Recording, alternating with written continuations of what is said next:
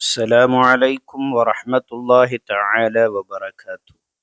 നമ്മളിൽ പലരും വലിയ വലിയ കടങ്ങളിൽ കുടുങ്ങി പ്രയാസപ്പെടുന്ന ധാരാളം ആളുകളുണ്ട്. എന്നാൽ അള്ളാഹുവിൻ്റെ മഹത്തായ അസ്മാഉൽ ഹുസ്നയിൽപ്പെട്ട ഒരു ഇസ്മ അടങ്ങിയ ഒരു ദിക്ർ, ആ ദിക്റിനെ നിങ്ങൾ കൃത്യമായി ചൊല്ലാൻ തയ്യാറാണെങ്കിൽ ഉറപ്പായിട്ടും നിങ്ങളുടെ കടങ്ങൾ വീടാനുള്ള വഴികൾ അല്ലാഹു തആല നിങ്ങൾക്ക് തുറന്നു തരും, ഉറപ്പാണ്. അള്ളാഹുവിൻ്റെ മഹത്തായ അസ്മാഉൽ ഹുസ്ന അടങ്ങിയ ഈ ഇസ്മ, ഈ ദിക്ർ ഏതാണ് എന്ന് നമുക്ക് വീഡിയോ കണ്ട് മനസ്സിലാക്കാം ഇൻഷാ അള്ളാഹ്. വീഡിയോക്ക് ഒരു ലൈക്ക് ചെയ്യുക.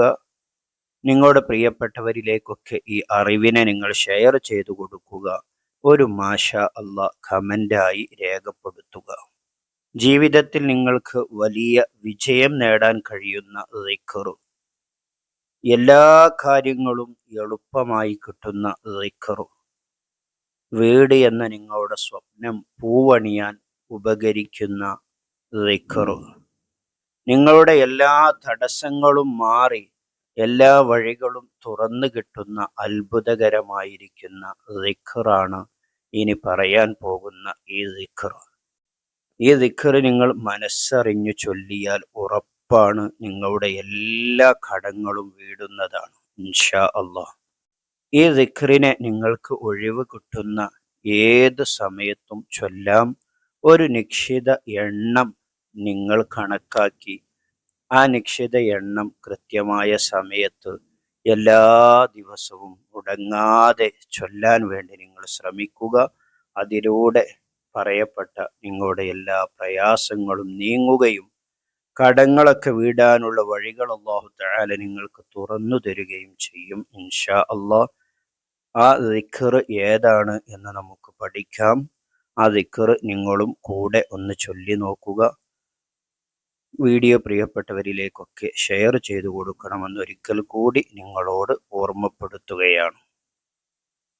ആ ദിക്ർ ഇതാണ്: യാ കബീറു അൻതല്ലദീ ലാ തഹ്തദിൽ ഉഖൂൽ ലിവസ്ഫി അളമതിഹി. യാ കബീറു അൻതല്ലദീ ലാ തഹ്തദിൽ ഉഖൂൽ ലിവസ്ഫി അളമതിഹി. يا كبير أنت الذي لا تهتدي العقول لوصف عظمته. يا كبير أنت الذي لا تهتدي العقول لوصف عظمته. ഇങ്ങനെ ഒരു നിശ്ചിത എണ്ണം, നിങ്ങൾക്ക് കഴിയുന്ന ഒരു നിശ്ചിത എണ്ണം കണക്കാക്കി കൃത്യമായി എല്ലാ ദിവസവും ആ സമയത്ത് ആ എണ്ണം ചൊല്ലി തീർക്കാൻ വേണ്ടി നിങ്ങൾ ശ്രമിക്കുക. അല്ലാഹു തആല തൗഫീഖ് നൽകട്ടെ. ആമീൻ ബിറഹ്മതിക യാ അർഹമർ റഹീമീൻ. മറ്റൊരു വീഡിയോയിൽ മറ്റൊരു വിഷയവുമായി നമുക്ക് വീണ്ടും കാണാം.